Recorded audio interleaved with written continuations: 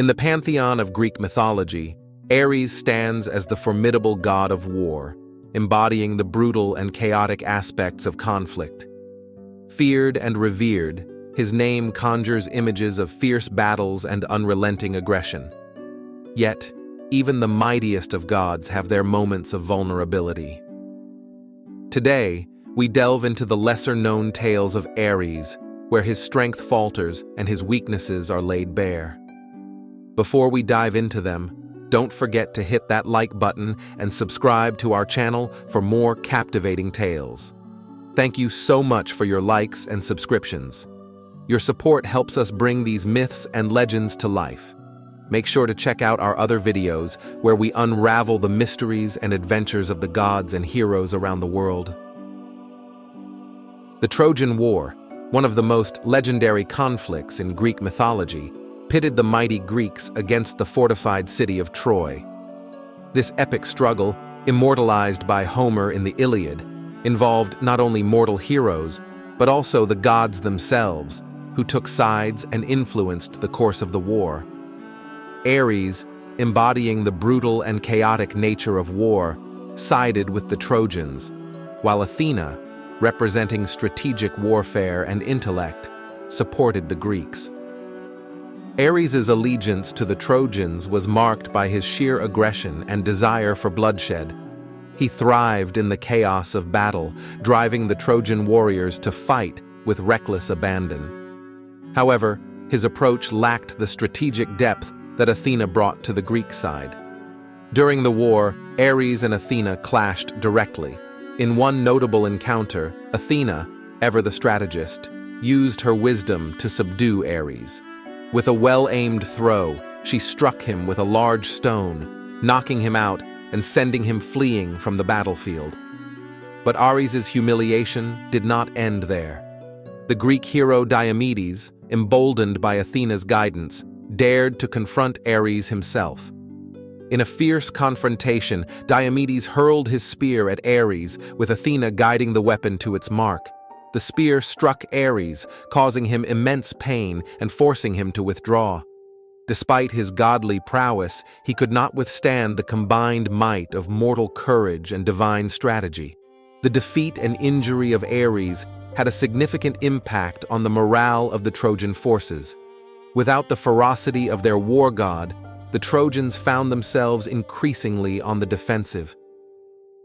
One of the most intriguing tales of love, betrayal, and humiliation involves Hephaestus, the god of blacksmiths and craftsmen, his wife Aphrodite, the goddess of love and beauty, and Ares. Despite the marriage with Hephaestus, Aphrodite's heart was not entirely faithful, and she found herself drawn to Ares, the embodiment of passion and war. Their affair was a poorly kept secret among the gods. Their clandestine meetings were whispered about, but it was Hephaestus who finally decided to take action. Using his unmatched skills, he devised a plan to expose the lovers and bring their affair to a humiliating end. Crafting an intricately woven net of unbreakable chains, Hephaestus set his trap. He carefully arranged it over the bed where Aphrodite and Ares would meet. The net was so fine and delicate that it remained invisible to the unsuspecting lovers. As Ares and Aphrodite lay entwined, the net sprang into action, ensnaring them in a tight embrace.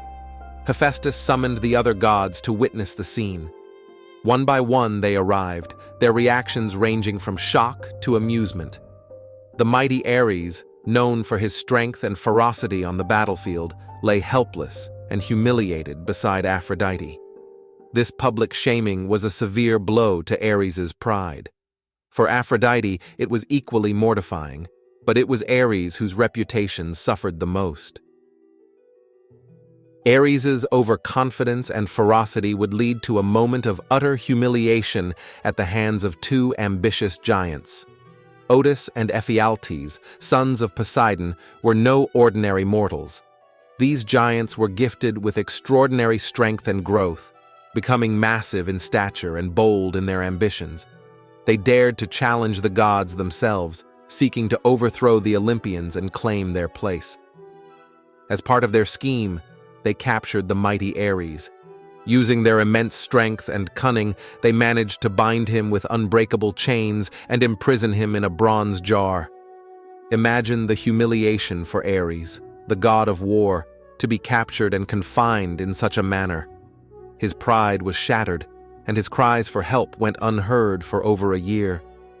Hermes, the swift-footed messenger, eventually discovered the plight of the war god. With his agility and cleverness, Hermes managed to free Ares from his prison.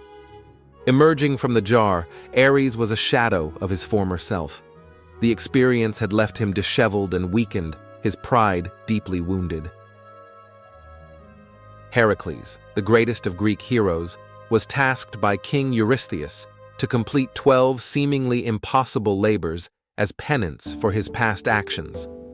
One of these tasks was to capture the fearsome Erymanthian boar, a monstrous creature terrorizing the region of Mount Erymanthos. It was a creature of immense size and strength, causing havoc wherever it roamed.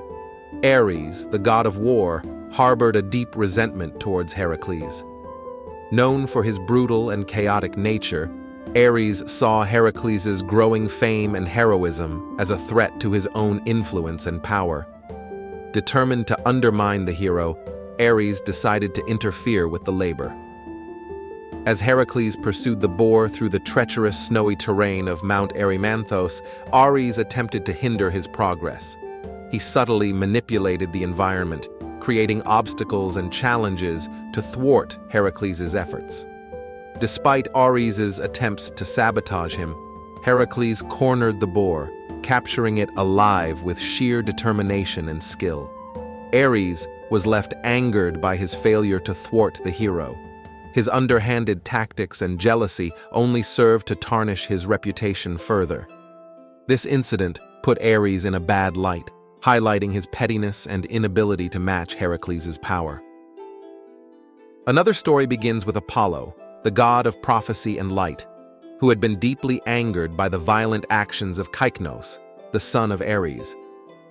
Cycnus, known for his brutal killings and sacrilegious acts, desecrated the Delphi temple by murdering travelers and pilgrims. Apollo summoned Heracles and tasked him with the mission of defeating Ares' son. Armed with his legendary strength and indomitable spirit, Heracles set out to confront Cycnus. The confrontation between Heracles and Cycnus was nothing short of epic. The two warriors clashed with immense ferocity, their weapons striking with thunderous force. However, Heracles' superior strength and skill soon gave him the upper hand, putting an end to his reign of terror. Ares, the god of war, was enraged by the death of his son. Blinded by fury and grief, Ares descended onto the battlefield, determined to punish the hero. Armed with his spear and shield, he attacked Heracles with a ferocity befitting the god of war. The clash between the divine and the mortal was intense, shaking the very ground beneath them. However, Heracles, guided by his unyielding will and the favor of the gods, stood his ground. With the subtle guidance of Athena, the goddess of wisdom and strategic warfare, Heracles evaded Ares' furious strikes and found an opening to counterattack. With a powerful thrust of his spear, Heracles wounded Ares, causing the god of war to retreat. This defeat was a humbling experience for the god of war, showcasing that even the divine could be bested by mortal valor. As we have seen, even the mighty god of war, Ares, is not immune to defeat and humiliation. His stories serve as powerful reminders that strength alone does not guarantee victory, and even the most fearsome can be brought low by cunning, bravery, and the will of the gods. Thank you for joining us on this journey through the humbling defeats of Ares. We hope these stories have given you insight into the vulnerabilities of the gods and the lessons they impart. Don't forget to like, share, and subscribe for more mythological adventures. Until next time, may the wisdom of the gods guide you on your own adventures.